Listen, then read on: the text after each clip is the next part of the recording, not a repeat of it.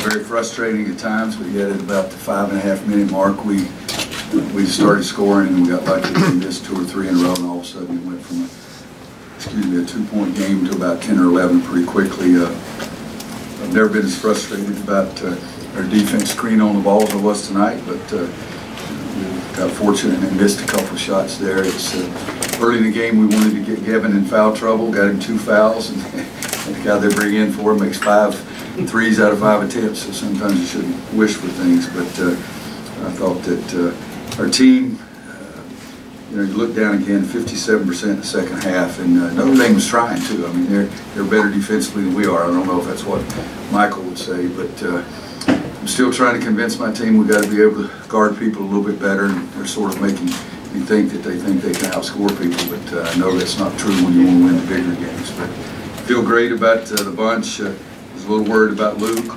really worried about Joel. Joel had to go to the dentist about 3 o'clock this afternoon, and didn't feel very good, but said something to him the other day about his field goal percentage. So he was 8 for 15. I think he was over 50% the other night too. But Theo, you looked at that, 10 rebounds, 16 points, 5 assists. He was really active. And then Luke, Luke wasn't Luke that we know. He was 8 and 8. But Matt Farrell, how about this half? He was 0 for 9, and I thought he dominated the first half. He's really a good player, but we caught them on a night that they may have been tired from playing on Saturday and traveling, because 4 for 27 for Matt and TJ, and they're really good players.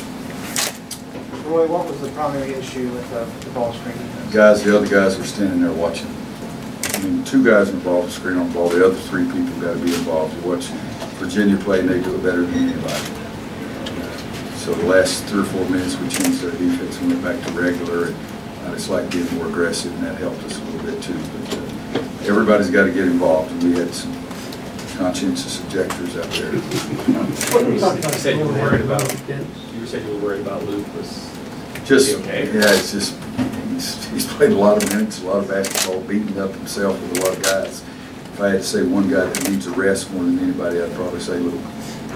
Joel went to the dentist today, but his pull-up jumper really started that run. We talked about his leadership. He's a tough little nut. He's got a bad tooth. He's got a big heart.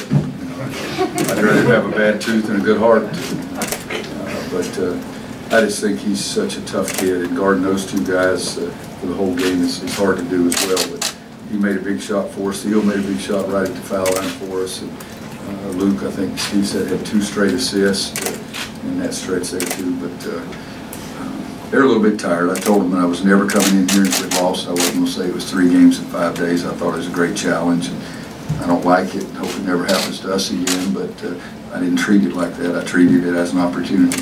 We're the only team in the league that can win 3 games in 5 days until you get a tournament. Aside from getting the 3 wins, what do you like most about the stretch? Well, if you win 3, there's nothing second, just playing. But offensively, we did a better job of moving the ball in one stretch. In the second half, that 5-minute stretch, and in the other 2 games, we did a much better moving the ball basically the whole game. We had some good stretches offensively. Got to get better defensively, though. I really have, guys. I'm serious. I'm not lying. I have had a team that led the nation in defensive field goal percentage. Led the nation. Now we're 327th out of 351 or something like that. But I didn't get that done that fast. What are you saying to them at halftime that their offensive skills since the Clemson game have really blossomed? Guys, I don't curse a lot, don't go ranting, raving crazy, but nobody could see what I said at halftime starting out. I went ranting, raving crazy, slobbering and all that kind of stuff, and then said, okay, that's over with, and let everybody else coach, and then I said something to them again. But it was just a little more effort and concentration, using your brain and your heart. I was not pleased at halftime. It was different tonight. You've had second half Marcus before, but you kind of have like second half Carolina now. It's 50% after 78%. Yeah, that's 78%, 56%. Clemson was crazy too. Yeah, we played a lot better. I don't know. It's not coaching, it's kids. Deciding they may listen to one of the 100 things I say.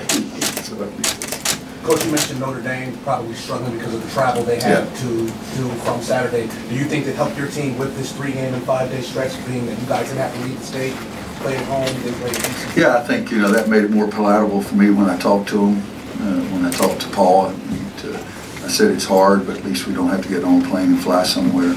But it's more difficult to play 40-minute college basketball game than it is to get on a bus or plane and sleep, though, too. I always said that when we were in the Big 8, at that time went to Big 12, we went to Big Monday, and I always said nobody should ever have to play Saturday, Monday, both on the road. And for the league, we've done pretty well with that. Last year, I think we had Saturday on the road, Monday on the road, maybe 2 or 3 other teams did, but that's the thing you want to stay away from. If you have one at home, you've got a chance. Do you think Cam could dunk like that and not play in the late That was a second foul, too. So. Anybody else?